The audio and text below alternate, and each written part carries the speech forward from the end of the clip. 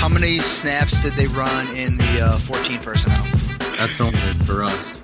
100% of the snaps.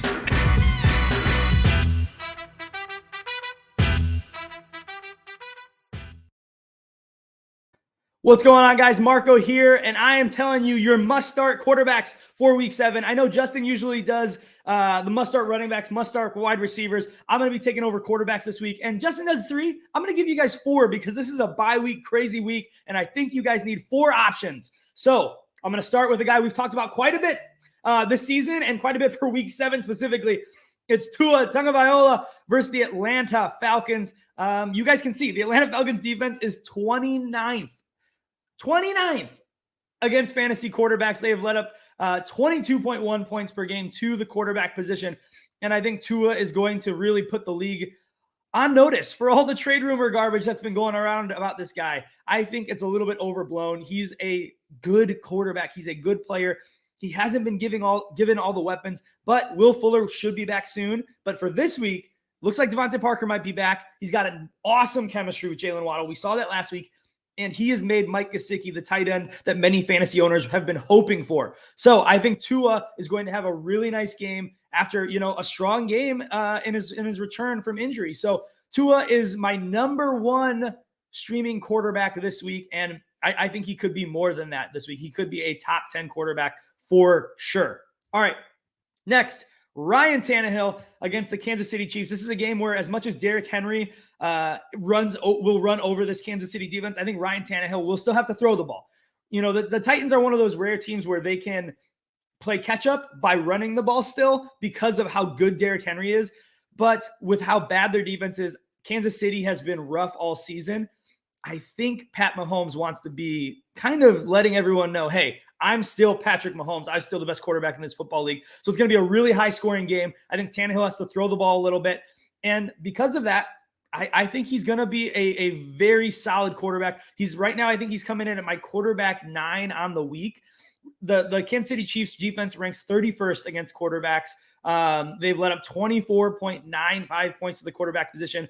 Sure, Tannehill doesn't have the rushing upside. He doesn't even have the rushing floor. But in a game where no matter how good Derrick Henry is, that they might have to throw, I think Tannehill is going to be a viable play this week. Right now, I've got him ahead of Matt Ryan, but behind Tua Tagovailoa.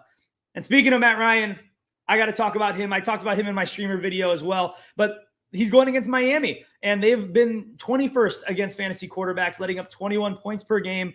And I think Matt Ryan has been really efficient in the red zone because of how this team has used Cordarrelle Patterson and I guess a little bit Mike Davis. But what they've done is really made him not this bulk yardage quarterback, but this quarterback who's going to get the easy plays. He's going to get those easy short yardage touchdowns. And with the addition of Calvin Ridley, coming back from whatever that was, that kept him out of the London game, I think he's kind of starting to get back on track. And I think Matt Ryan and Calvin Ridley both are going to have really nice games against the Miami Dolphins. All right. My last quarterback that I want to give you is Jameis Winston versus the Seattle Seahawks. The Saints are coming off a bye, which is really helpful for Jameis because Sean Payton is probably going to be able to come into this game with an extra week of game script or game planning for Jameis to get this right. He looked really good before the bye. That last game before the bye, it looked like Jameis kind of started putting things together. And of course, we were hoping Michael Thomas would return in this one. Unfortunately, he's not going to do that, but Marquez Callaway finally looks like he's got a nice connection with Jameis.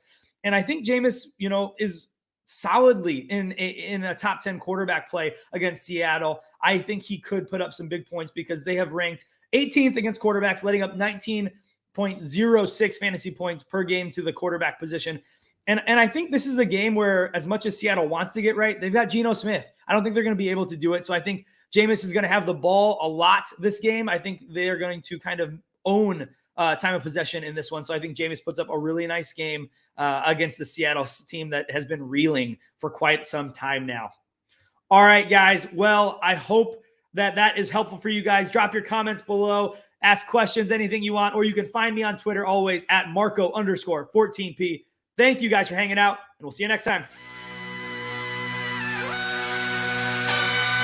How many snaps did they run in the 14 personnel? That's only for us. 100% of the snaps.